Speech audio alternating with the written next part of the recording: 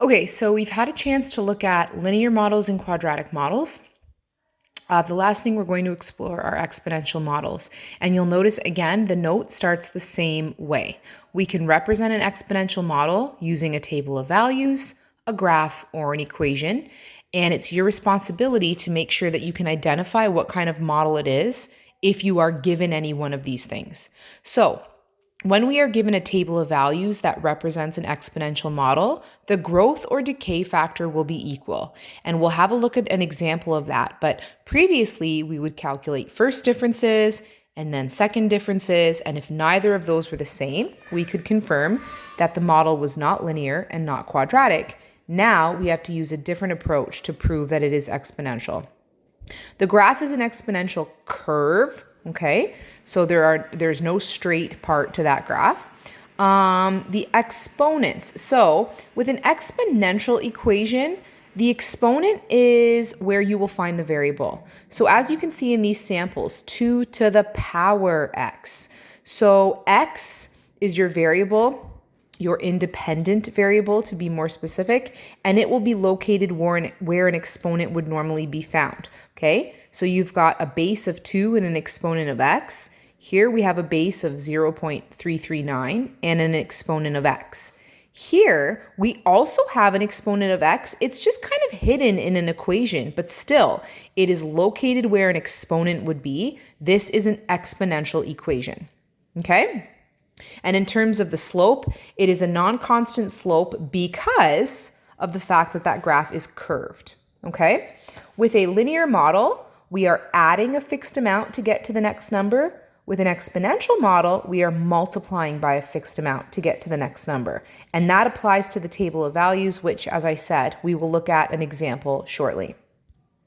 Okay, listen up because this is always a communication type question on an assessment. So sometimes when we examine, for example, a table of values, it doesn't appear to be linear, quadratic, or exponential, okay? It doesn't perfectly fit into one of those categories. So the relationship between the independent variable, or your x value, and the dependent variable, which is your y value, does not fall into any of those categories. So if that happens, we have to choose the model that best represents a linear, quadratic, or exponential relation. Okay, so you may have experienced something like this in previous grades where you're finding the line of best fit.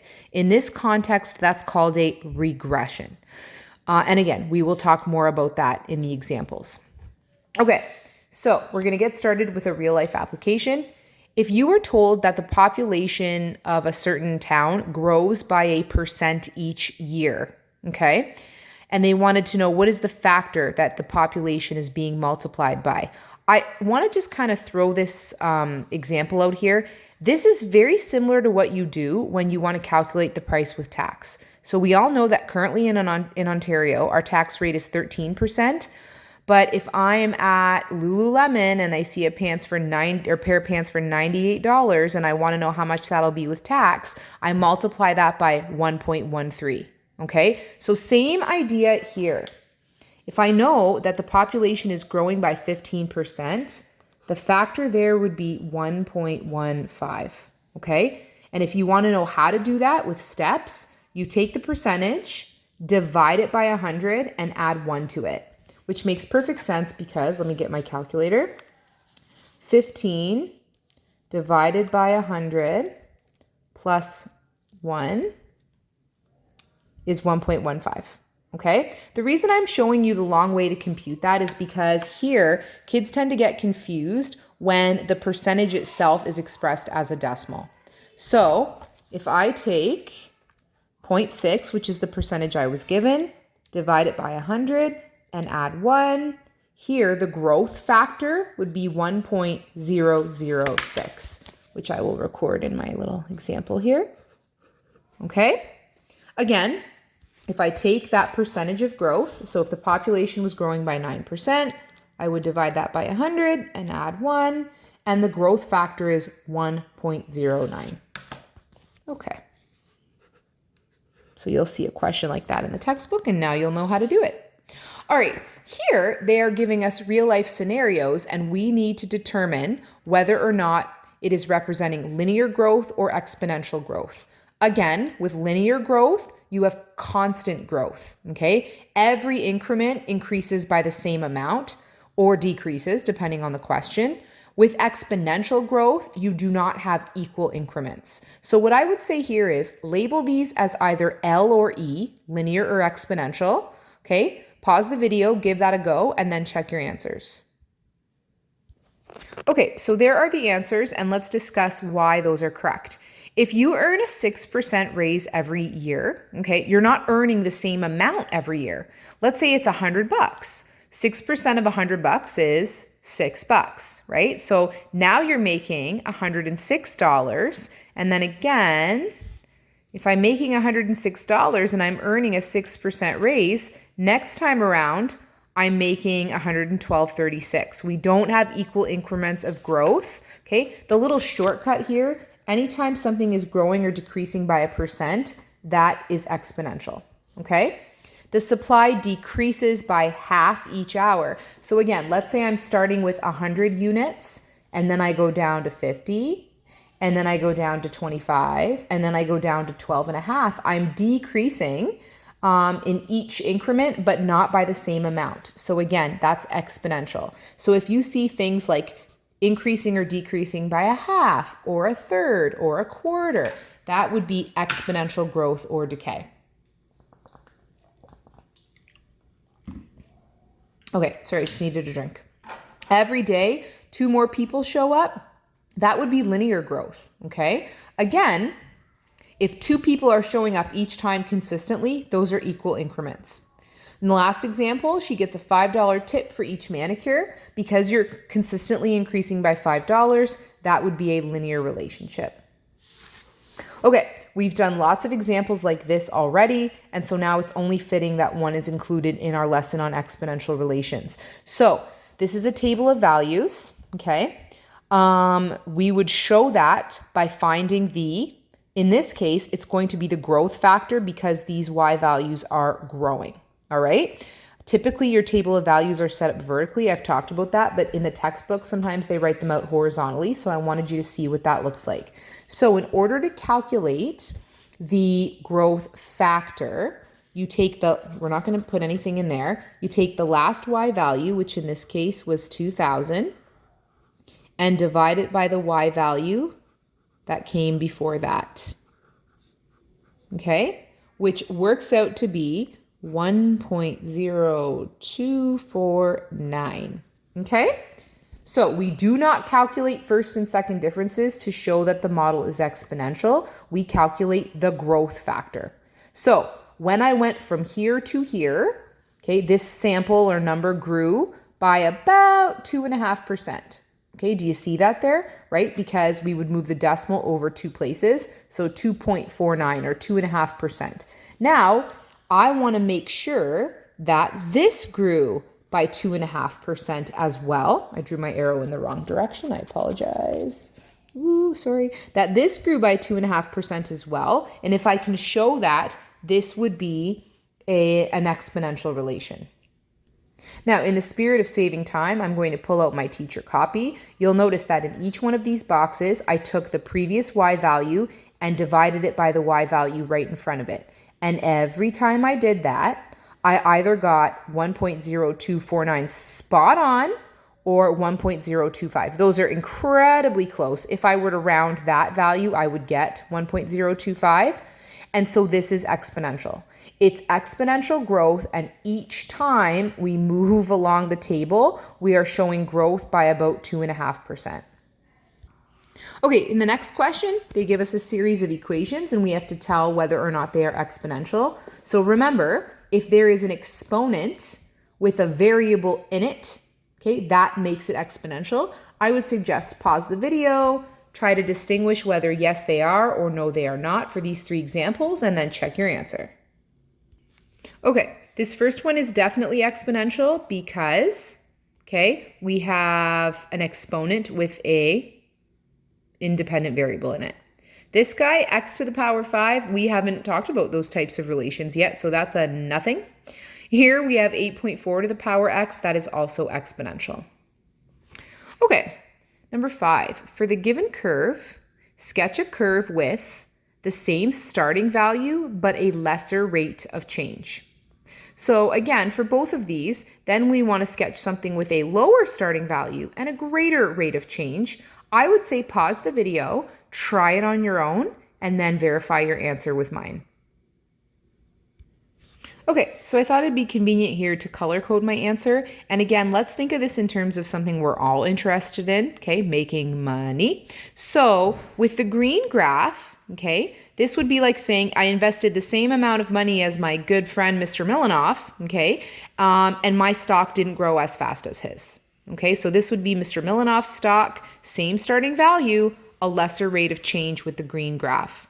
With the purple graph, my other friend, Mr. Bernie, he invested less than we both did, a lower starting value, but he ended up making more money because the money grew faster. It had a greater rate of change. So this is nice because with this, I can see if you understand what this would look like graphically. Okay, applying your knowledge of exponential relations to a situation with a graphical model.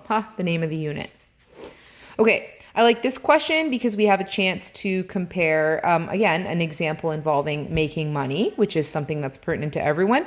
Compare the linear model with the exponential model up to the month of May. So again, I would like you to pause the video and give this a try yourself. Here they're saying job number 1, which you'll kind of plot in the table of values over here. You make $20 an hour initially, and then you get a $5 raise every month.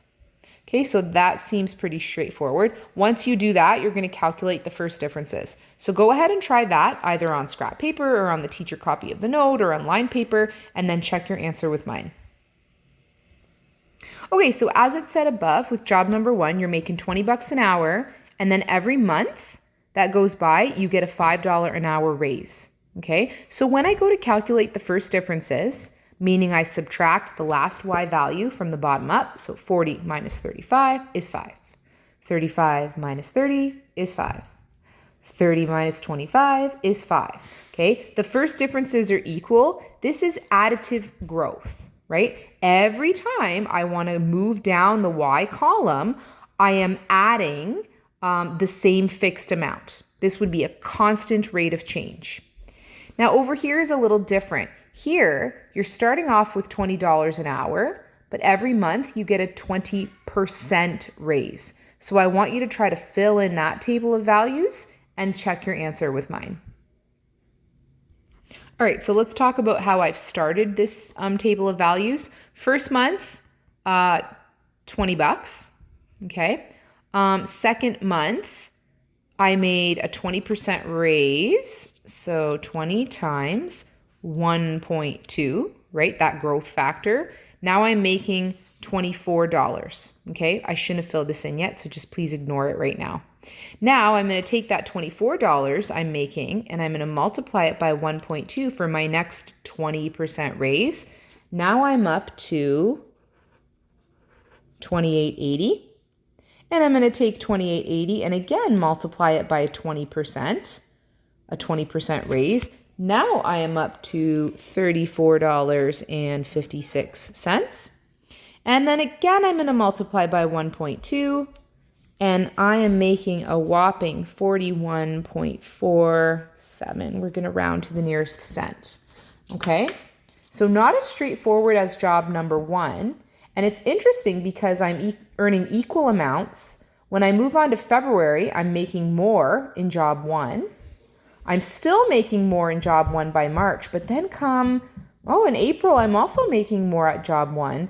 Come May, I start to see the difference here where my growth in job number 2 is going to surpass my growth in job number 1.